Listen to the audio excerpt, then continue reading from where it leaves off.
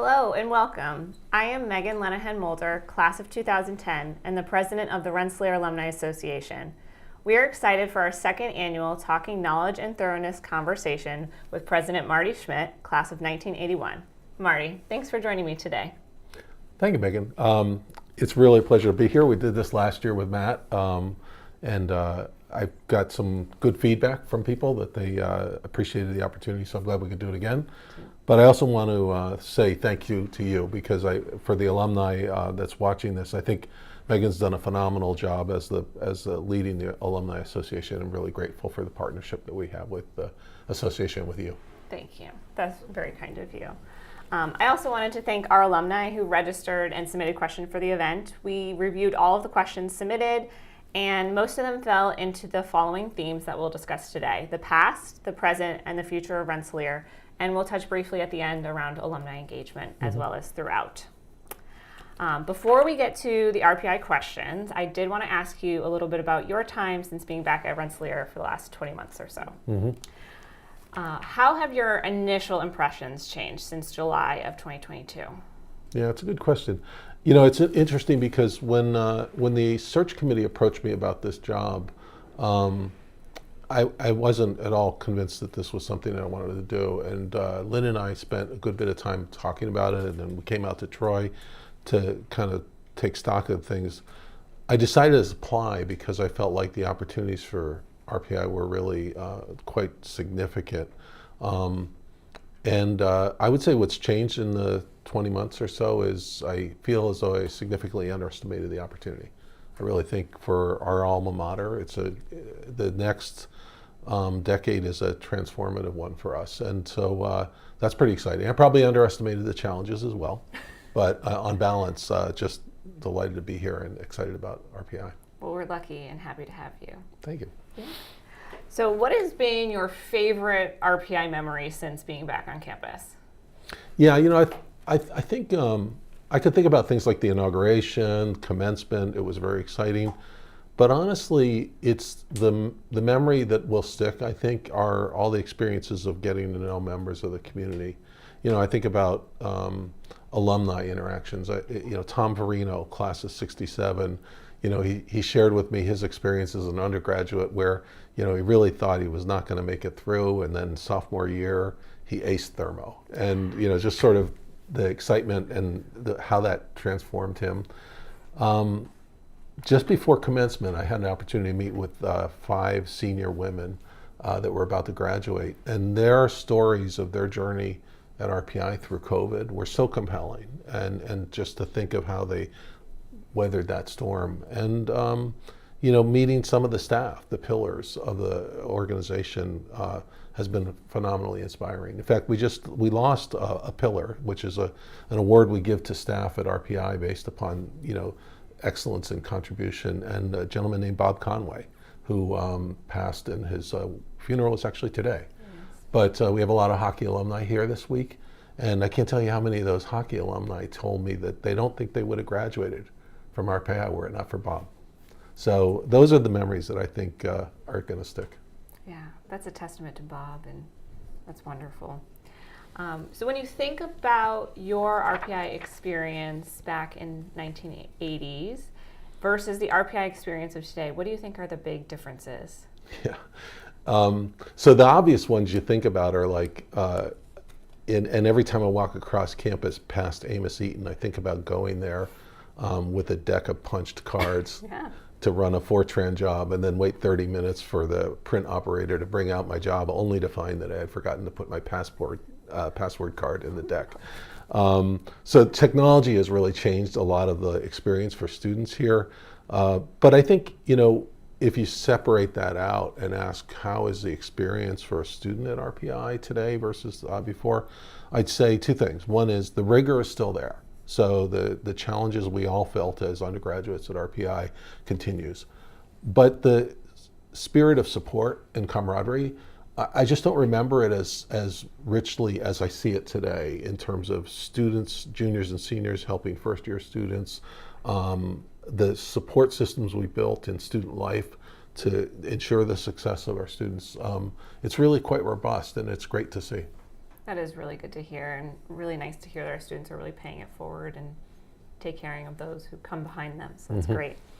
One of the questions that Matt asked you last year was, how would you have answered the two questions you asked on your listening and learning tour? So the first one being, what do you love about RPI? And the second one being, what aspirations do you have for the Institute's future? Have your answers to those questions changed at all over the last 20 months?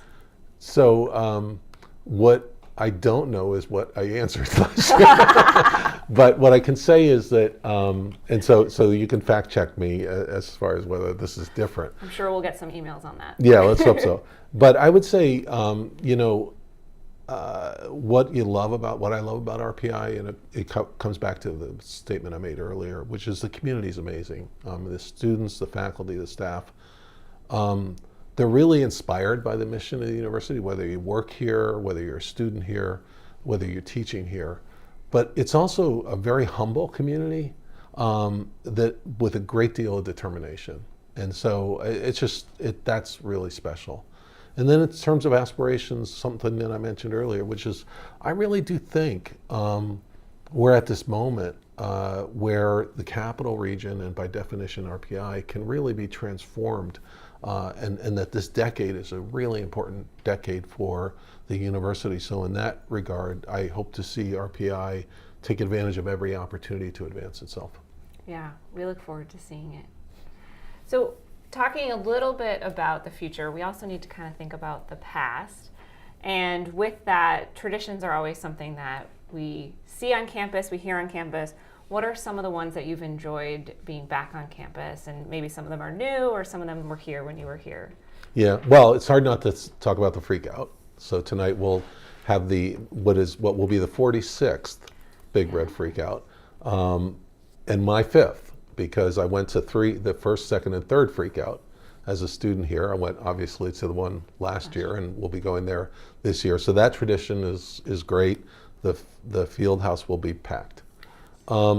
We've also had traditions that I would say have either waned or changed in significant ways.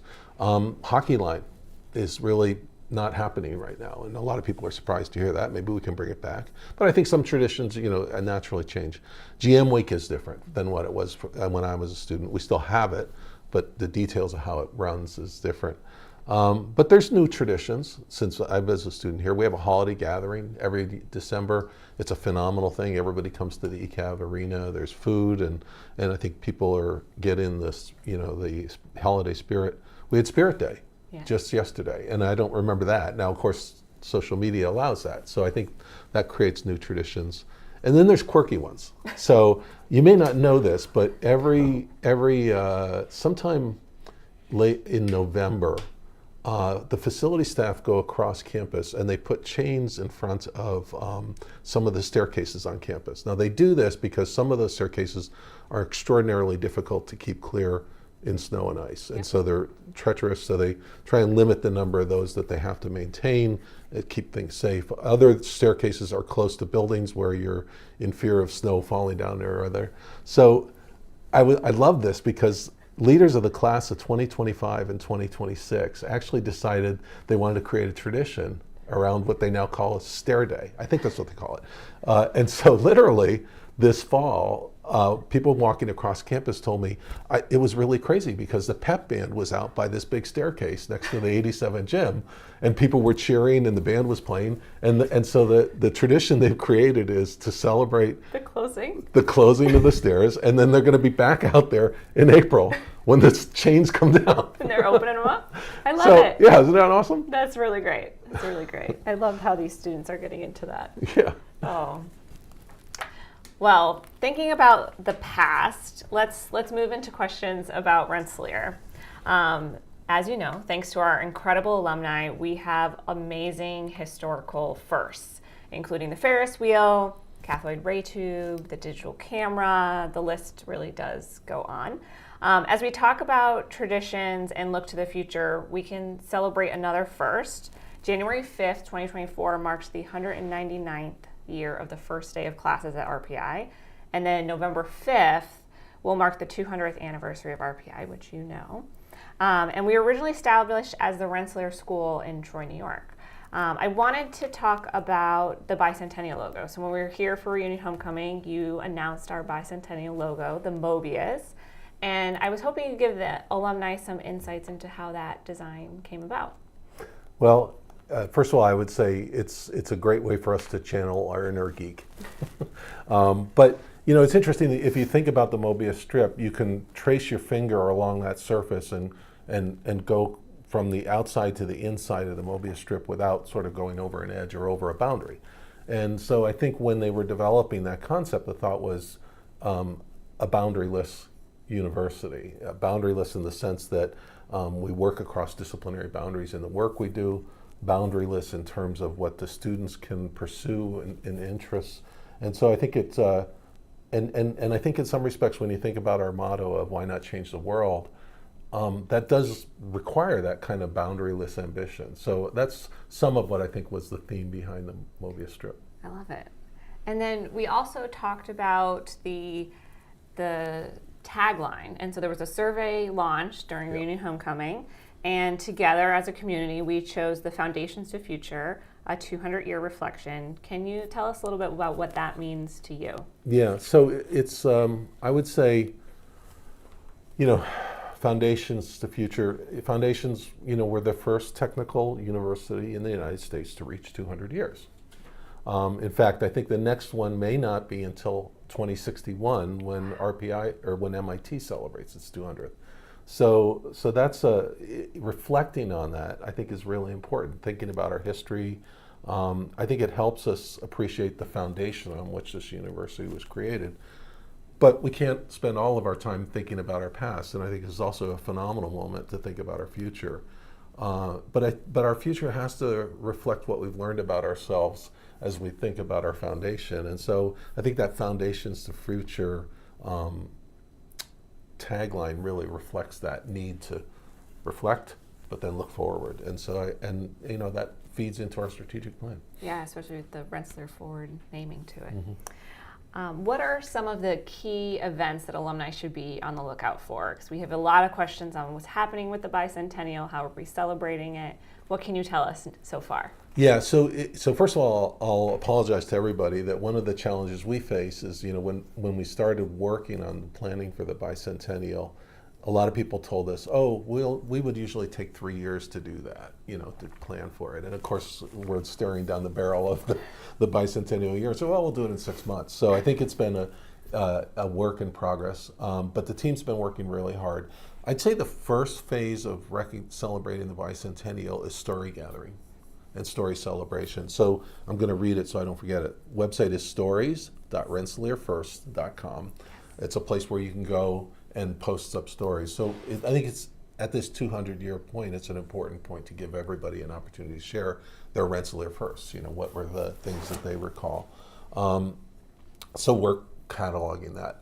We do have celebrations. We'll have the quantum computer ribbon cutting will be on, hold it, let me check the date, April 5th.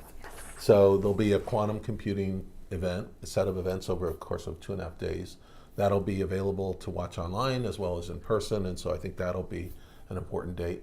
Reunion weekend will be a big celebration. The details we're still sorting out, but I think we're anticipating and hoping lots of alumni come back for that. They're also planning an event sometime in October, which they're calling Ferris Wheeler's Day Off.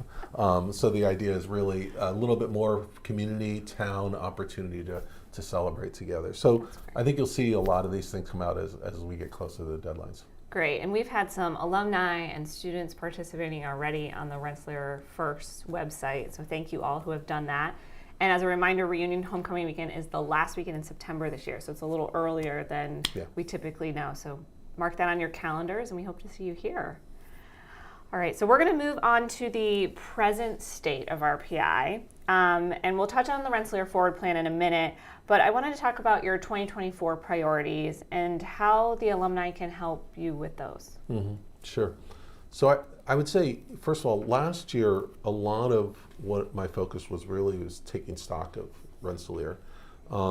We tried to get some key additions to the team, the leadership team of the university. And then, of course, meeting alumni. As you probably know, Lynn and I went to 19 cities, including Hong Kong and Singapore. It was terrific. And I thought that was really important to understand alumni's impressions of the university. Also spent a lot of time getting to know our community. So I can't tell you how many people in the capital region I've met, pretty much every higher ed leader, lots of folks in the state government. Went up to Lake George to make sure I understand what we're doing there, went down to New York City to understand what we're doing there.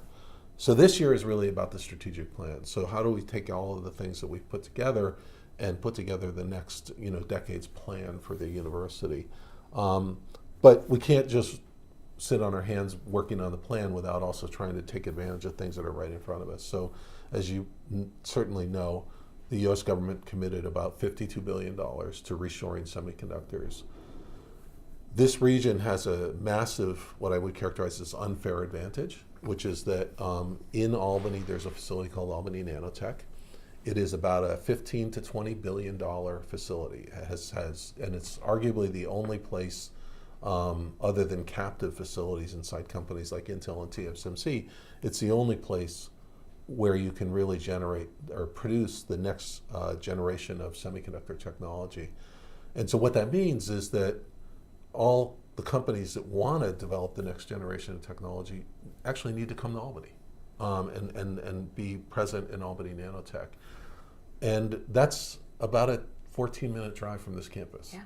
And so we've really been leaning in on that. We've really been leaning in on a lot of the funding opportunities associated with the CHIPS Act. So was really proud of the team. They worked really hard, and we are part of a team that captured a $40 million commitment for the Department of Defense this year in the area of semiconductors. And so I think that was important. Late this fall, we installed the quantum computer in the Voorhees Community Center. And that's kind of an amazing journey, right? We were at a board retreat in March where my board chair, John Kelly, formerly running research at IBM, Curtis Preem, co-founder of NVIDIA, started having a conversation about where's quantum computing going and what does RPI want to do. We left that meeting, I had a mandate, which was to go down to IBM and try and convince IBM to allow RPI to be the first university in the world, actually, to have one of their System 1 computers on the campus. I think Curtis said the universe, right? Yeah. Well, I think you might have. So that was March. We installed the computer in the Voorhees Computer Center in late December. We're buttoning up the building, and now I tend to think of it like a Ferrari. You have to tune it once you get it, Yeah. And so they're tuning it. But sometime within the next month, it'll be running and people can use it.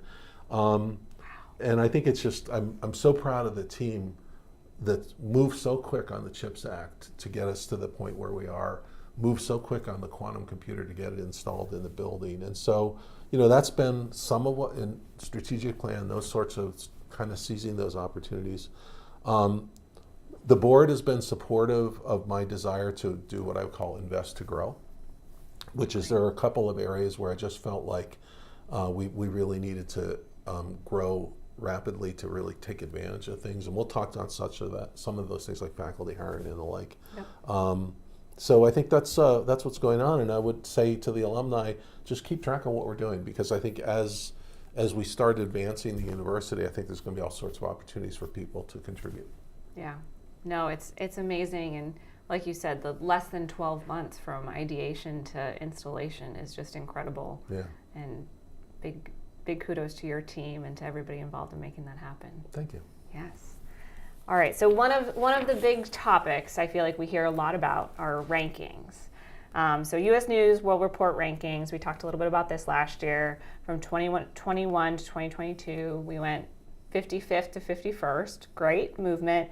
And then in 2023, big change. Yep. Can you tell us a little bit what happened there, and where are you guys looking at those? Yeah, well, so it comes up all the time, and look, you can't ignore rankings, but I also think we're at a moment where things are changing. So before I get into the specifics of that, one is that we're in an era where there's lots of data and there's lots of ways of analyzing it very carefully.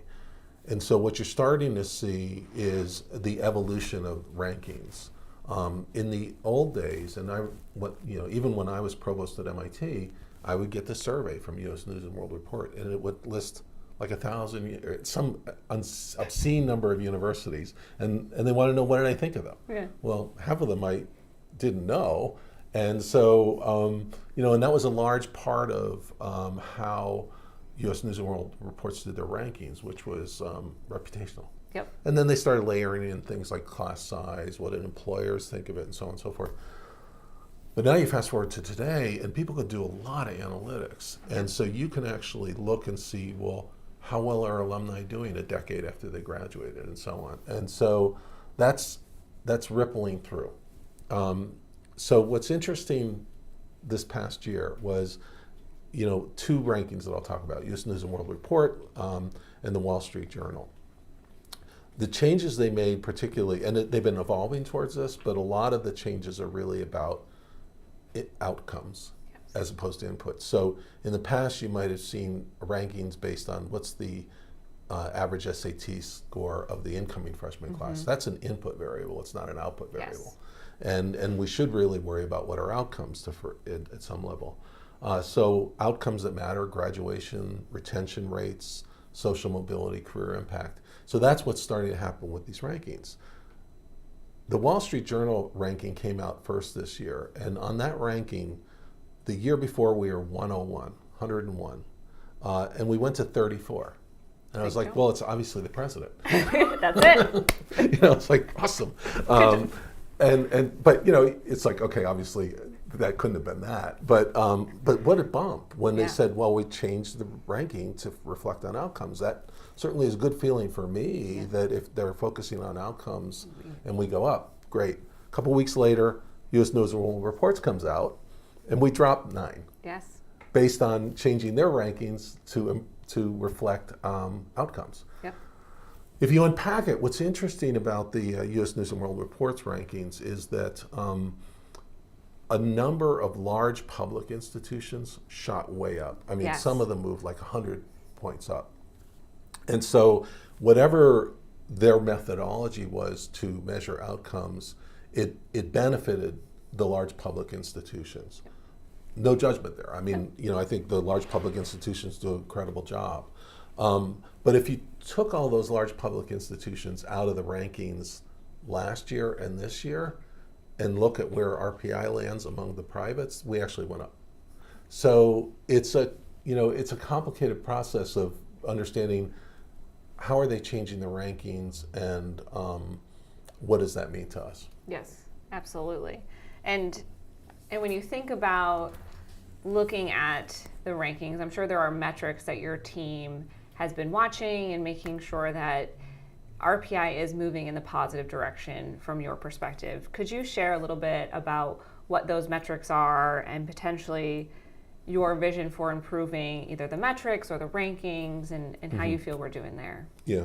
So a couple things. First of all, I don't want to appear dismissive of the rankings, particularly the ones that we talked about, because they do influence perceptions of the university. And in particular, what we find and what I've known in the past is that for international students considering applying to a place like RPI or anywhere, that's one of their first touch points in terms of deciding where am I going to submit an application. So we can't ignore them, but I think we also have to recognize that, as I said earlier, they're really moving.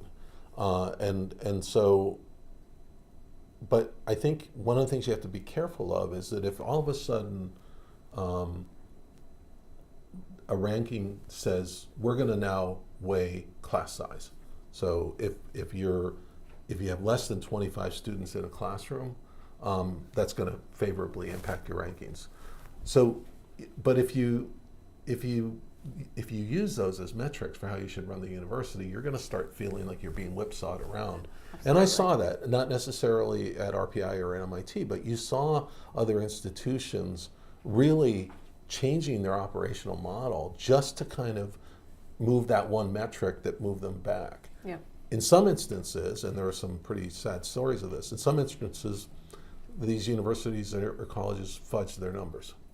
So, I think there's this perverse behavior. So I think at the core, we have to ask ourselves, what do we think we want to be measured by? Yes. What's important to us about an RPI education? And we can, I sort of facetiously say, we can create our own ranking. But I'm quite serious, which is that if we can decide what's important to us, what defines an RPI education, we have access to the data to figure out how we're doing relative to a peer group that we aspire to be or that we are with.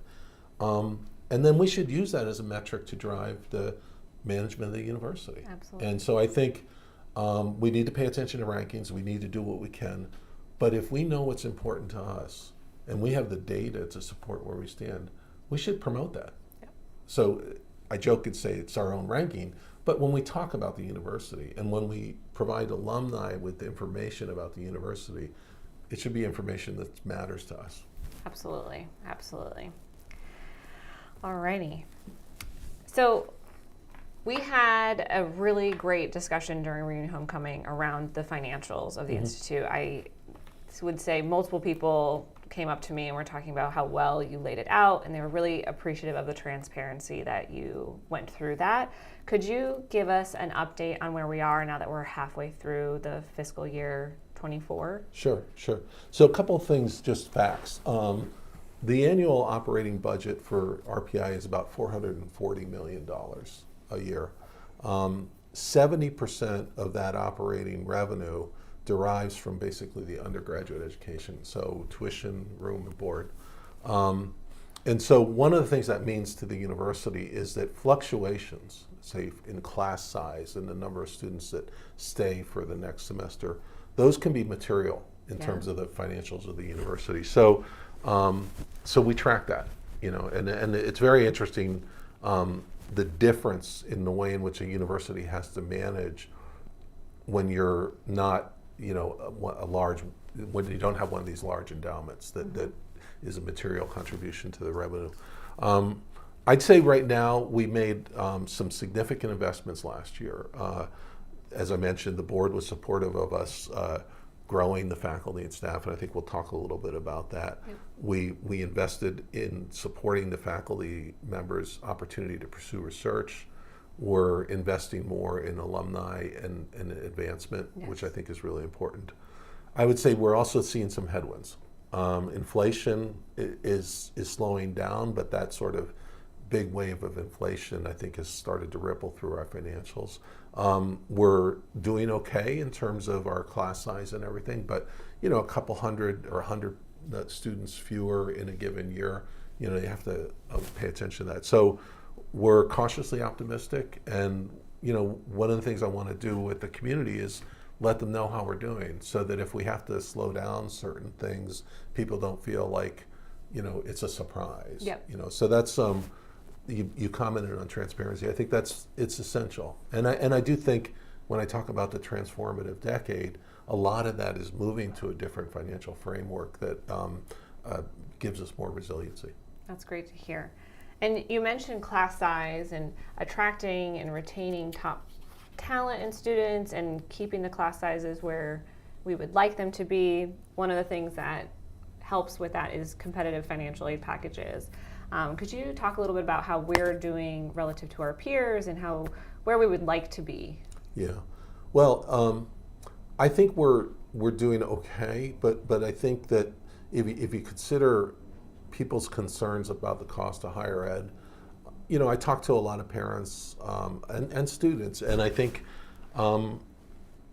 this is a real concern. And so for the long-term health of the university, I think we need to really lean hard on getting greater scholarship support for our students, getting greater fellowship support for our graduate students, because that's sort of where things are moving. Everybody's working hard to temper the cost of education, and I think we're in the talent business, right? Yeah, we want to get great faculty, we want to get great students and staff, but to get the best students, even if they want to come here, if it looks like it's too much of a stretch financially, it's problematic. So we have a need there, without a doubt, and that will be, as we think about the strategic plan and sort of where we want to go in terms of our advancement efforts, a lot of that will focus in scholarships and fellowships. Well, and that's a way that our alumni can also help step up, is really Yeah. helping to support those students. And I think it's a great opportunity when you talk to alumni who have funded a scholarship and then have the opportunity to interact with the student that holds that. You know, it's really special. It's life-changing. Yeah, absolutely. Could you, on that note, give us an update on the endowment? Sure. Yeah. So actually, I don't have the exact numbers from the previous, but just before, the year before I started was a really strong year in the markets, and RPI's endowment went above $1 billion. There was a correction, everybody might have experienced it in their 401ks, and so then we dropped down lower than 900, I think. This past year, we've experienced about a 10.7% return. So the endowment sits at the end of the fiscal year at $924.3 million. And one thing I would say about endowments is that the classic way one thinks about it is that you would like to, over say a 10-year investment frame, get an average return of about 8% a year. Mm-hmm. That's kind of a good benchmark. And then if you assume, which we couldn't in the past, but if you assume that inflation is going to go at about 3%, you can pull 5% out of the endowment and maintain the value of the endowment against inflation. Now, the inflation we saw has changed a lot. I just saw the Fed chair is trying to get us down to a 2% inflation, which I think will help temper things. So I mentioned all that because when you think about a $924.3 million endowment, think about what 5% of that means every year. So that means that about $45 million is flowing into the budget of the university. So roughly 10% of our operating revenue is coming from that endowment. And it's not free cash because, you know, a lot of it is specific to certain needs, but it's obviously incredibly valuable. Yeah, absolutely.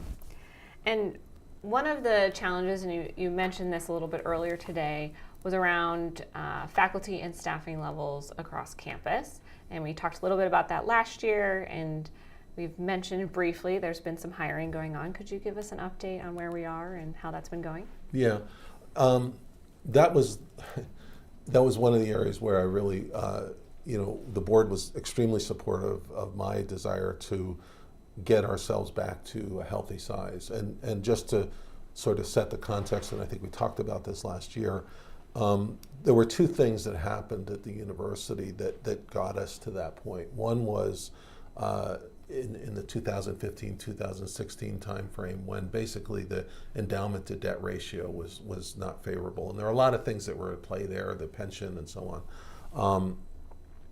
The university went through an exercise of really trying to lower the debt and increase the endowment, and succeeded in doing that over a number of years, getting what they called crossovers. So endowment goes up, debt goes down when they cross. They crossed, great, but to do that you needed to temper expenses, which reducing headcount is one way to do that. Then you hit COVID. Yeah. And I think COVID, it's amazing.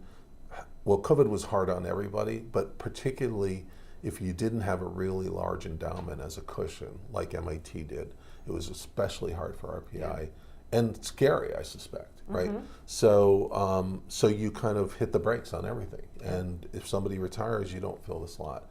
So when I arrived, we were about 80% of our historic size, about 280 faculty versus 350, and the staff numbers similarly down about 80%.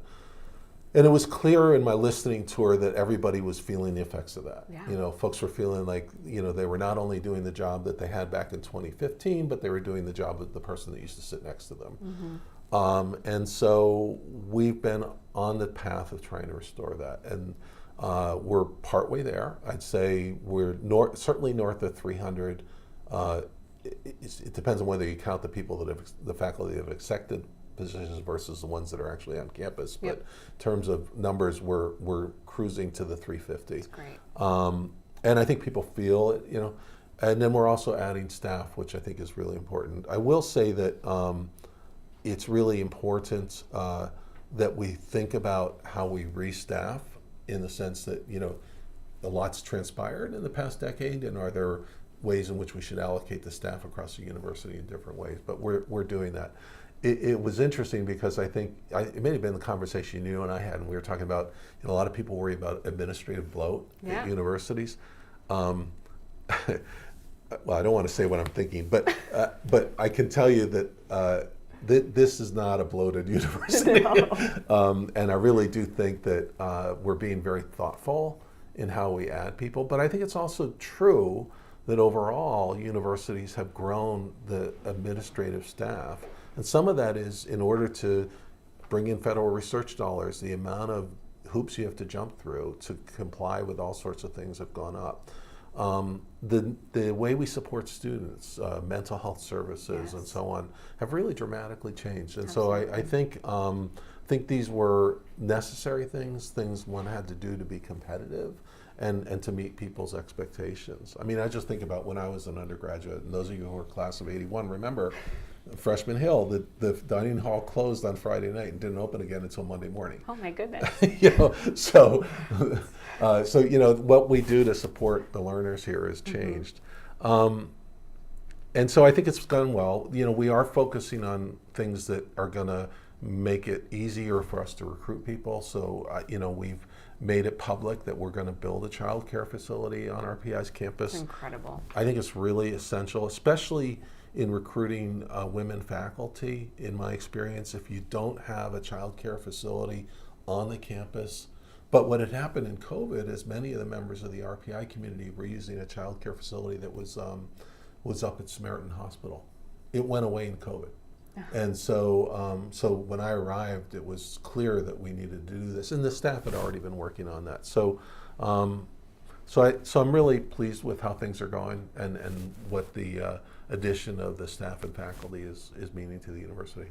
Well, and it means a lot for you and your team to really think about not just are they satisfied with their role here, but also how do we make them as a whole person want to be here and be able to be successful. So we appreciate that.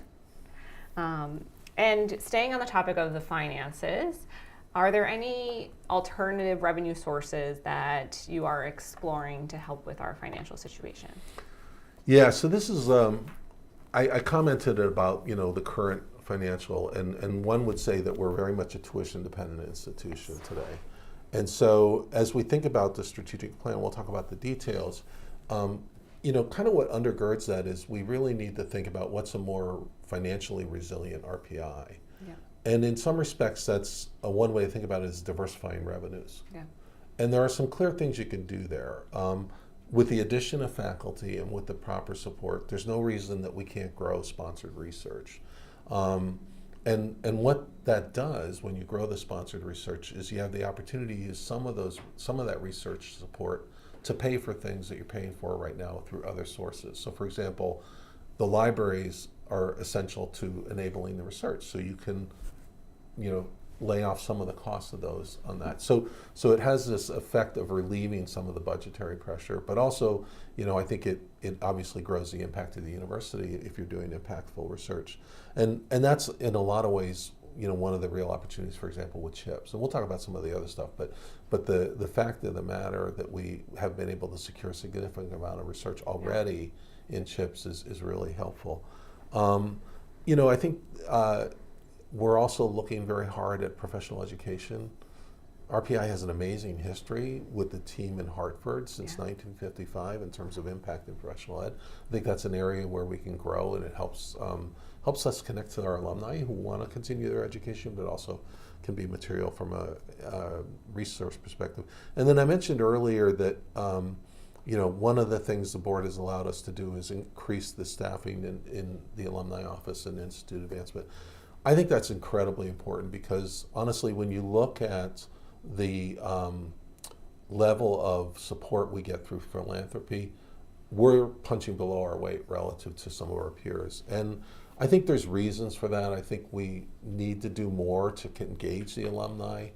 When we talked about it last time, give them reasons to be proud of their alma mater, and help them see places where they can contribute that will really make a difference. It was interesting. I was, and we'll talk about things like deferred maintenance, but we need to make a significant increase in in capital renewal of the plant. But I was, you and I talked about this earlier, and I was thinking, well, what would happen if everybody, when they went to Starbucks or Dunkin' Donuts, and bought a $4 or $5 coffee, what if they just added $2 for RPI? Yeah. So you think about it. RPI is 110,000 living alumni. So let's give half of them a break. So 50,000 alumni. What if they just every Monday through Friday Venmo'd the president $1? Yeah. That adds up to like real money. Real money. And you could take the 2 weeks off of vacation and so on. But I think those kind of, I've begun to appreciate how valuable that kind of just annual contribution doesn't have to be life altering for the person making the contribution, but it can be life altering for the university. So, but having said that, we need to do our work to connect to the alumni. Yes. Well, and the staffing increases has helped so far. So glad to hear it. Exciting to see what the rest of the team brings to the table. You were mentioning deferred maintenance and campus facility upgrades. We talked a little bit about that last year, but could you talk about what is a priority for this year and the coming years? Mm-hmm. Yeah, well, I think the situation with the campus is really important. When I first arrived here, I asked for a tour of every building on campus, and part of it was basically, in 2008, I became associate provost at MIT, and that was exactly the moment that MIT was coming to terms with the fact that they had $2 billion worth of deferred maintenance.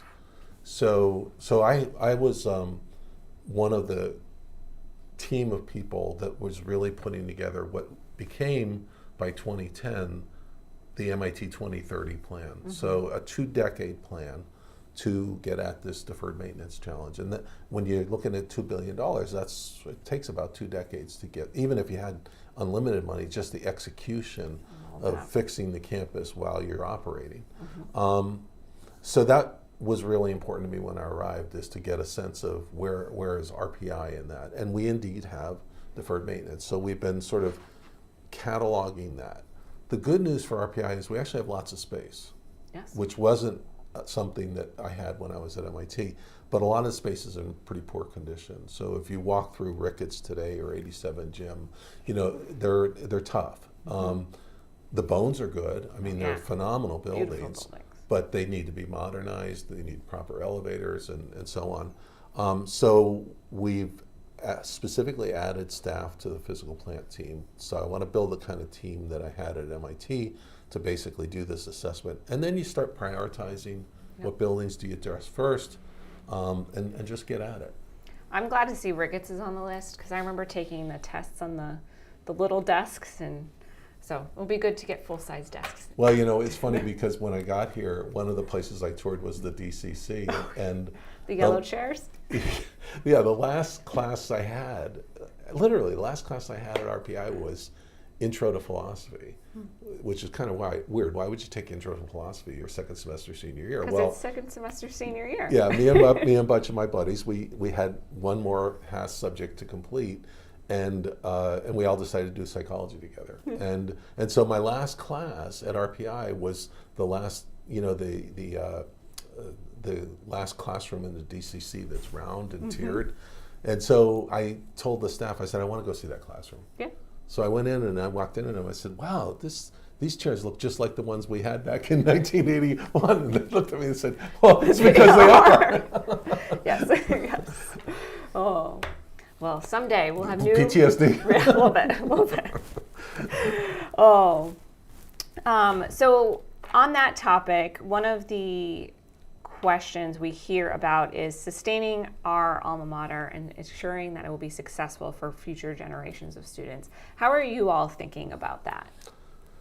Yeah, so it's all comes about through the strategic plan, but I think we have to, what are some of our, long-range goals? Where do we want the university to be in a decade? And, you can think of a lot of things, but I think one thing that's very important is this institution produces great graduates, and it's also an institution that has been highly innovative in education, and so I think we want to maintain that. Yes. I talked about other things we could do like research and professional ed and so on, but let's not lose sight of the history, and that comes back to the foundations of sustaining. So, but I really want to see us, put our pedal to the metal and innovate. I mean, generative AI, all these things could transform educational delivery. The idea of potentially personalized learning, which has always been a holy grail. So I think there's something to really lean in on. We talked about building the resilient financial framework, and then getting that strategic plan done. Yeah. So the strategic plan, this named after this theme of Rensselaer Forward, that really quickly came about when you were named the president, and I feel like it really rallied our students and alumni and the broader RPI community around you and Lynn coming here. And it's no surprise that that would be the name that the strategic plan would take. Could you describe a little bit about the planning process so far, and we'll walk through the rest of the plan as we go too. Sure. So what we've done thus far, when at my inauguration I talked about these 5 themes, education, research, regional engagement, translation, and building a welcoming and inclusive community. And so we use that as kind of the framework for our plan. And the first step of that plan was really wanting to give the community, including our extended community, the opportunity to weigh in. So we created 5 working groups. The working groups had faculty, staff, students, undergrad, and grad. And each working group, there was a working group for each of those 5 themes. And we basically just asked them to ideate, where do you think we need to go? What are the opportunities? They produced a set of reports. I also asked John Kolb in our .CIO to create something called the Idea Bank, which is something we had used at MIT, which gives people an opportunity to submit ideas, people can upvote them and everything. And I wanted, because you can't put the whole community in each one of these working groups, but I didn't want people to feel like there wasn't an opportunity for them to give ideas to these working groups. So we did that as well. We posted the reports, made them available both on campus and externally, reactivated the Idea Bank. So all of those came together sometime in the mid-fall, like around October. We got the final reports done with the working groups after they looked at the Idea Bank. And since then, we've been sort of head down, planning the Bicentennial, obviously, but also trying to think about how do you take all this, I mean, it is an amazing set of ideas, but how do you coalesce those into something that's coherent across all? So that's what we're working on right now, is really trying to bring them all together, looking for opportunities to leverage the way we can work across disciplinary boundaries. I think one of the things that comes up is really interesting is how do we think about MPAC and how it connects to this strategy of the university. It's an amazing asset and one that we should really try and figure out how to leverage to its maximum potential. So we're trying to put all those things together. We're hoping to have a draft sometime this semester, which we can then share with the community, get feedback, and then finalize. That's great to hear. And I think one of the pillars in particular, the regional engagement one, has gotten a lot of attention, especially with our alumni. Could you tell us a little bit more about what that means to RPI and why this is so important for our students and our future? Yeah, well, so I'm a bit of a zealot on this thing, and I decided that I'm trying to evangelize it in the capital region. And it's really interesting. I left here in the summer of 1981 to go to MIT. And I say this all the time, so I apologize for people that have heard it. But going to Boston, taking the subway to Kendall Square, coming above ground, and the Kendall Square in 1981, 7 empty parking lots, some abandoned factories, and a diner. Yeah. That's not the Kendall Square today.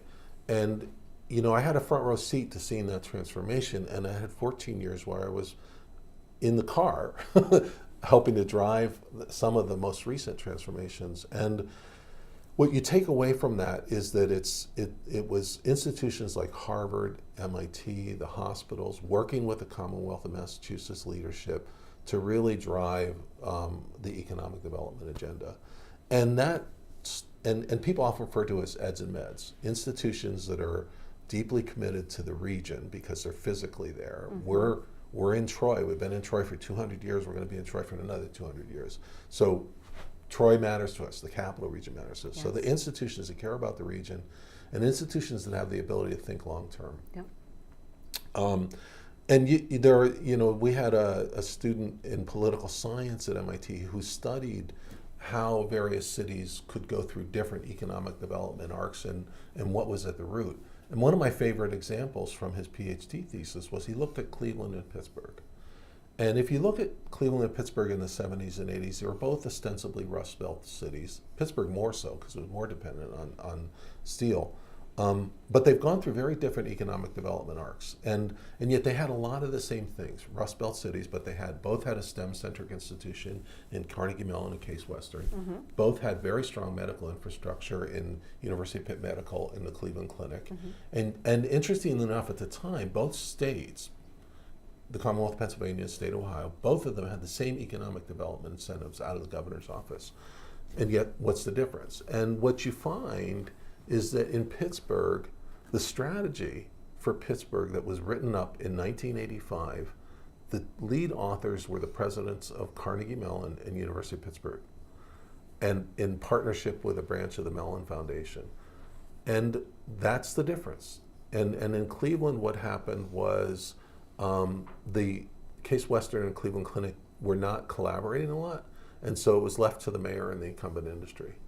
And so, and I can give you all kinds of examples. So I really think it's incumbent upon RPI to find partners in the region that we can do the same thing, work together, identify ways in which we can make a difference. And I think it's making a difference from Lake George down to New York City.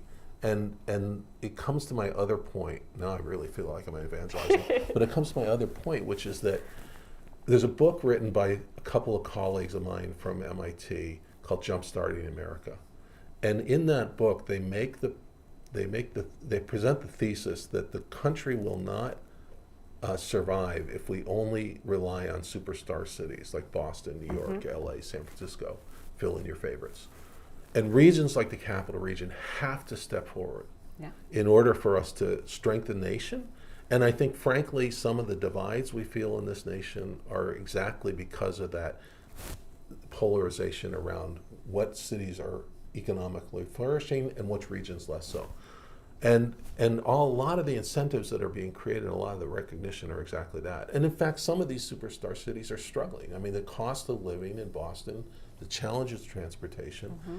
make coming to the capital region attractive. And so we have to just figure out what should we do that makes that so. And that's where I think for the capital region, this is a transformative decade, and by definition, it is for RPI. Yes, absolutely. So you mentioned we should see a draft of the Rensselaer Forward Plan sometime this semester, mm-hmm. and finalizing it sometime later the academic year. What can alumni do to help support the Rensselaer Forward Plan? So I would say keep your eye on what we're doing, because I think what will happen is as we start thinking about things we want to do and we articulate them in the plan, there are going to be opportunities for alumni who bring domain expertise mm-hmm. or bring networks to think about how they can help. But I mean, you can even think about alumni what I hear a lot from students is I'd love to connect with an alumni in this industry or an alumni at this company. And so I think those sorts of things, there's time, talent, and treasure, yep. But it's certainly more than just treasure. But I think treasure matters. Yeah. So I just invite everybody that when they're at Starbucks or Dunkies to think about RPI. Yeah, send you a Venmo. There you go. And one of the other pillars that we've been hearing a lot of interest about, translation, entrepreneurship. How does our curriculum support this area? Very well. I mean, I think we've developed some infrastructure. We have the Severino Center. We have a course called the Mentor Studio. So we have some things on campus that I think are helping students be entrepreneurs. I think we just need to kind of scale those, because what we're finding is there are lots of opportunities. So, but then I think, if you reflect on RPI's history, George Lowe, when he was president, created an incubator center on campus, and mm-hmm. he built a tech park. And it was a very intentional exercise of saying, how do we take ideas on the university, incubate them in the J building, and then when they get really big, push them off to the tech park. And so we're in the process of re-envisioning through the strategic planning process of what does that look like today. we can't assume that what Lowe envisioned that had been very successful in the 80s is what we need today. And so we're spending a lot of time with that. We created a new office that's headed up by John Dordick that's really focused on that. That's great. Looking forward to seeing what's coming out of there. Yeah, me too. So you talked a little bit about our impact within the capital region. What are you thinking in terms of how this impact would change over the next 10 years or so?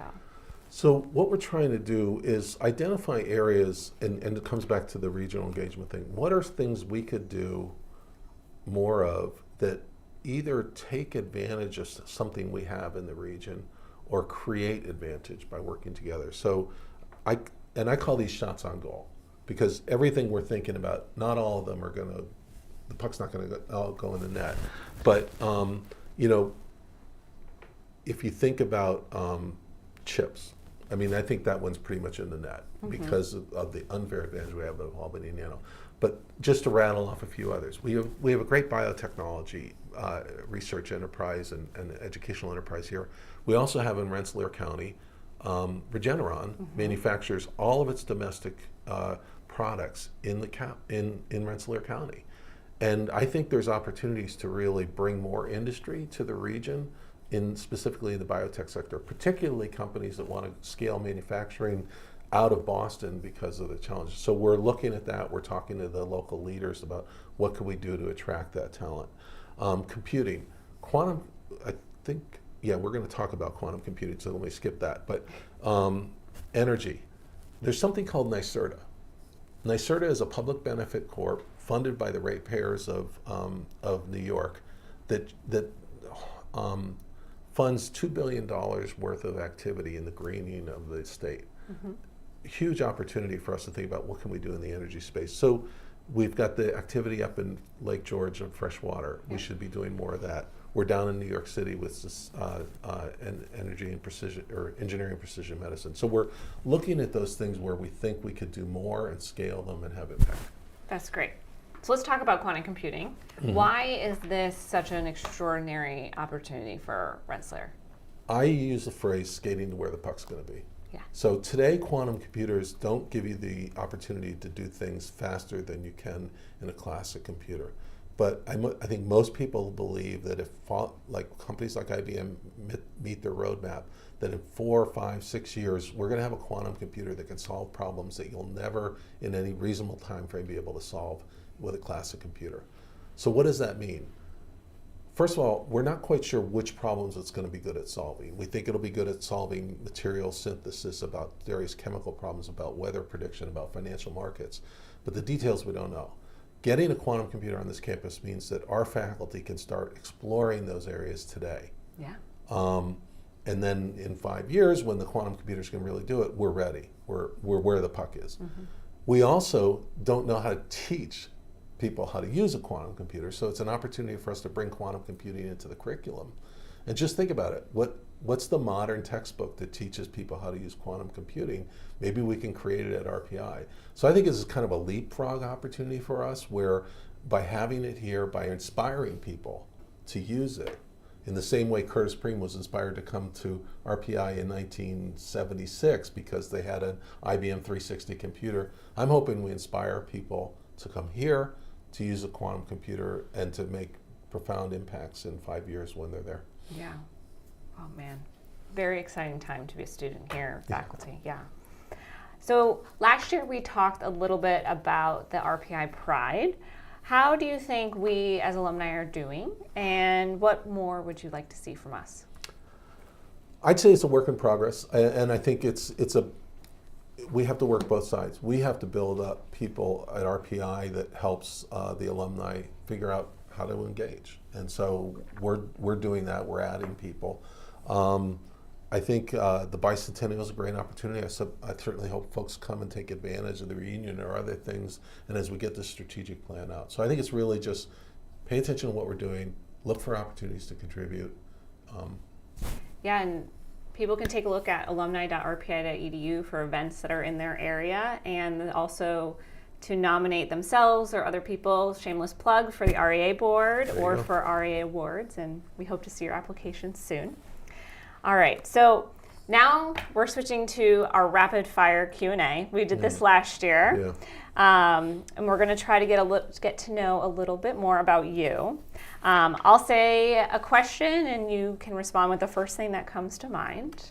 So, what is your favorite meal? So, Lynn is a phenomenal cook, and so I would say anything she makes. That's very nice. I love that. Favorite vacation spot? Our home in Gloucester. Favorite restaurant in Troy? So if I have a visitor and I need to take them to a really nice restaurant, we like Sea Smoke. Yeah. The seafood's so good there. And but I think if we're just relaxing after a hockey game or when the boys are in town, any one of the places on the river, whether it's Brown's or Ryan's Wake or Dinosaur. Nice. All right, might be controversial, but what is the best pizza in Troy?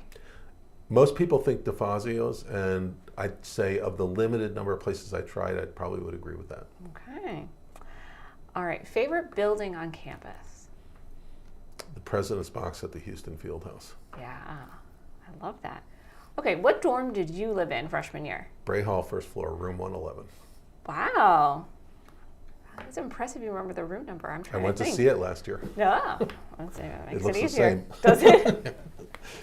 What was your favorite class at RPI? I took a course, I think it was my junior or senior year, called The Novel. Oh. And it was just the instructor was phenomenal. He did a really phenomenal way of sort of not only talking about the novel, but then putting it in the context of what the author was thinking and doing at the time, what was happening in the environment around the author. And so it was just, I always loved reading, but that took my understanding of what I was reading to a different level. That's really cool. What was your least favorite class? I can't think of one. Really? Yeah. Oh. Maybe, I think we had, yes, we had a phys ed requirement. No way. Yeah, which you could place out of, but I didn't. So yeah, that was my least favorite. Okay. I just thought of it. If you could gain any skill overnight, what would it be? Losing weight. What? Really? Yeah. It's a struggle when you get old. Well, I don't think you need to, but No. you know, everybody has their own opinions of themselves. So, all right. Well, on that note, thank you for joining us today and for doing this again with us this year. This has been a really great new tradition for us to start together. And I want to thank everybody who's joining us and to those who do tune in after the fact. We look forward to seeing you at chapter events and at Reunion Homecoming this fall, September 27th to the 29th, so a little bit earlier. Mark your calendars. And as I mentioned, our RIA award and board nominations are open, so please nominate yourself or a fellow alum at alumni.rpi.edu. And for more information, please keep an eye on our alumni website and our social media platforms. And thank you, Marty. Thank you, Meghan.